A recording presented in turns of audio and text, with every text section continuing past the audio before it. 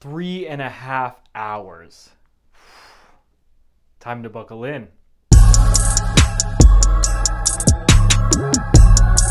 Hey yo, what's good? Welcome to The Gist with me, Jared. Leonardo DiCaprio and Martin Scorsese reunite in the crime drama Killers of the Flower Moon. The movie follows the story of the Osage Native American tribe, who gained a lot of prosperity with finding oil on their land. But turmoil comes as members of their tribe are killed. When this money started coming, we should have known it came with something else. They're like buzzards circling our people.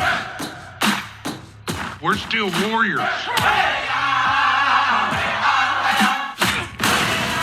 Killers of the Flower Moon is a solid movie. The tone is set right from the jump. There is a looming milieu of something sinister afoot.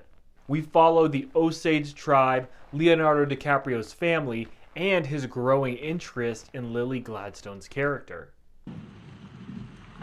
You know, you got nice color skin.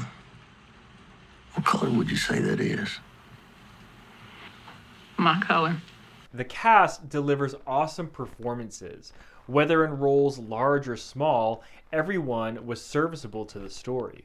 The movie also shined in creating a setting in the 1920s. It really felt like you were plucked from the present and placed 100 years ago. Despite the runtime, I found the story quite engaging. It is a really slow burn, but I liked how the narrative plot points were fleshed out, and how the story continuously built upon itself. We got to know quite a bit about our main characters, their motivations, and the scheming and machinations they were plotting. Obviously, Scorsese took his time in telling the story of the Osage people, and the injustices they experienced. That being said, when looking at the narrative as a whole, and the story they were trying to tell, I do believe the movie could have been way shorter. The important points of the plot could have been arrived at in a leaner, more efficient manner. And yet, I do believe the 3.5 hour runtime was intentional. The story itself isn't entirely complex, but the movie seemed designed to draw in the audience for an extended period of time, in order to have a better understanding of what happened to the Osage people, and more specifically, the Burkhart family.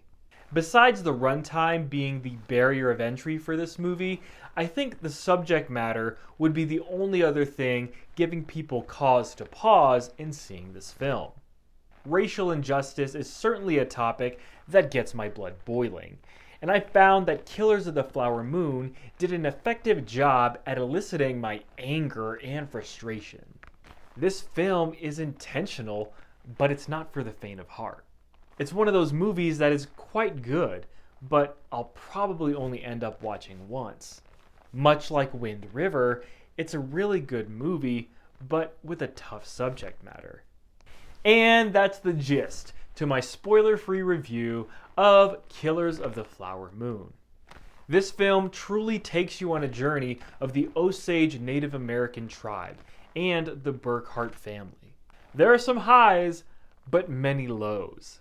And I think that if you're prepared for tough themes and 206 minutes in a chair, it's a worthwhile time. What did you think of Killers of the Flower Moon? Did you know about the Osage Native American tribe before this movie? Where do you rank this film amongst the others in the DiCaprio-Scorsese ensemble? Hit me up! Let me know your thoughts in the comments down below. I'll catch you next time on The Gist.